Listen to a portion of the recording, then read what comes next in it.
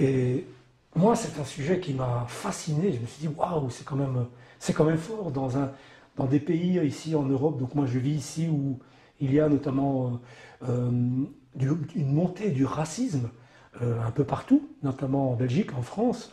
Je me suis dit, là, c'était l'occasion, voilà, de rappeler que les Marocains, on a été les chercher. On a été les chercher pour reconstruire l'Europe, mais on a aussi été les chercher pour se battre et retrouver cette liberté qui est importante à tous les Européens. Et voilà, c'est comme ça que je suis parti donc à réaliser ce film. Voilà, un film qui a mis 10 ans et demi à être produit. Donc entre le Maroc, la Belgique, la France, 3 pays.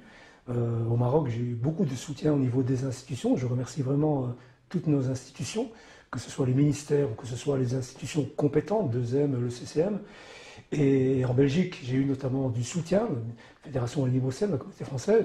C'est un peu en France qu'on a un petit peu eu des difficultés parce que c'est encore apparemment un sujet très sensible et on a eu difficile à les reconnaître, tout simplement parce qu'après la guerre, nos pays ont demandé l'indépendance et ça ne s'est pas très bien passé notamment avec le gouvernement français à l'époque. Et du coup, ces hommes en 59 ont vu leur salaire, qui est aujourd'hui leur pension, gelé. Et du coup, voilà, donc c'était un dossier assez sensible qu'il y a encore aujourd'hui et qui fait que voilà pourquoi notamment on n'en parle pas. Et puis c'est aussi parce qu'on a utilisé, on a sacrifié ces hommes, on les a mis en première ligne, on les a mis en chair à canon.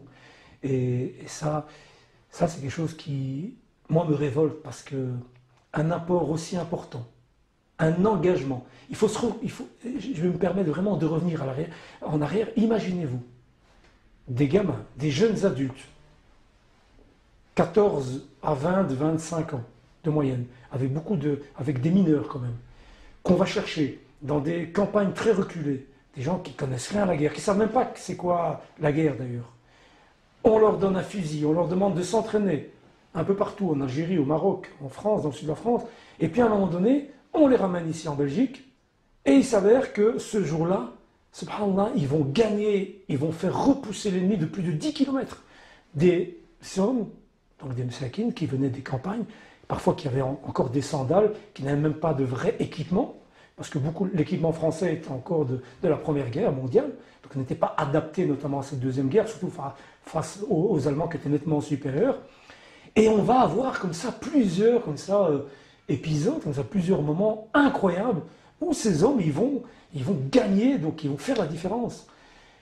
أول نتيجة اللي حصلت عليها الجمعية ديالنا وهي البلاد كيعرفوا بأن المغاربة حرروا بلادهم. هذه في مخص هنايا. وثانيا النتيجة التالية وهي حصلنا على حضور ديال الدولة المغربية.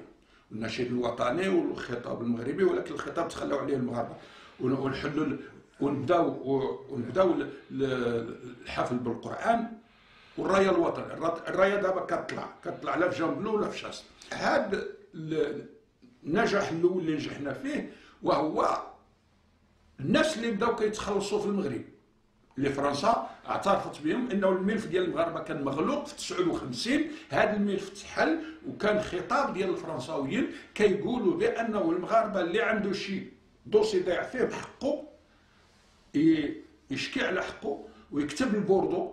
انه الناس كانوا كيكتبوا الاخر ديجو وكيكتبوا نانت ولكن هادو نانت فيها الدوسي ديال لي زيميغري اللي خدام مع الدوسي ديال الميليتير كاين في بوردو. هذه من جهه. ثانيا كان واحد العدد ديال الجمعيات في المغرب اللي كانوا كيتكلفوا بهذا الدوسي وعارفينه وكانوا كيساعدوا الناس وكلهم اللي ساعدوهم كانوا كيتخلصوا.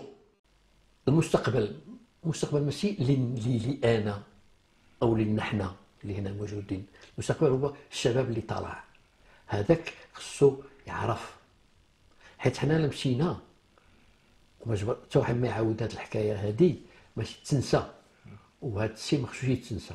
الحاجه اللي تقدر تبقى باش ما تنساش هي لا تكتبت ما كتنساش، حيت كنجبروا ديك الكتاب كنقراوه مره ثانيه وثالثه وخامسه وافلام. دابا الهدف ديالي هو نتمنى بان الدوكيومونتير يوصل يجوز في التلفزة، بالأخص يجوز في المدارس. قلت لولادي هو الميساج: ما تنساش منين جيتي، ما تنساش واخا خلقتي هنا، واخا ولادي مش يخلقوا هنا، بأن أصلك هو المغرب. كتبت واحد بويم là-dessus et je permets que je le dis en français parce que je l'ai écrit en français. Mes racines, je les ai laissées au nord de l'Afrique. Mes branches sont ici et respirent l'air de la Belgique. Mais sans racines, il n'y a pas de vie. Et sans feuilles, il n'y a pas preuve de vie.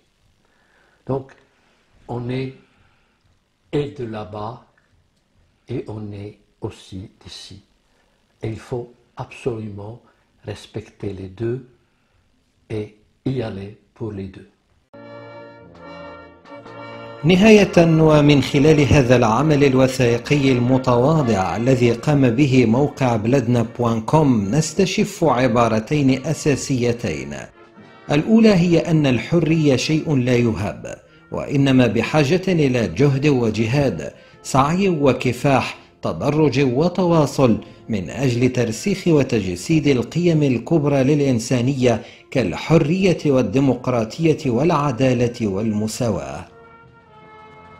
أما الثانية، وفي ظل تنامي ظواهر الميز العنصري تجاه المسلمين في أوروبا من السياسة إلى الصحافة إلى الشارع، وجب الوقوف بحزم وثبات للتذكير بأن الجنود المغاربة البواسل دافعوا عن كل قيم المواطنة والتضحية والمسؤولية والأخوة الإنسانية بإهداء أرواحهم دفاعا عن هذه المبادئ والقيم حتى تنعم أوروبا ومن بينها بلجيكا بالكرامة والحرية.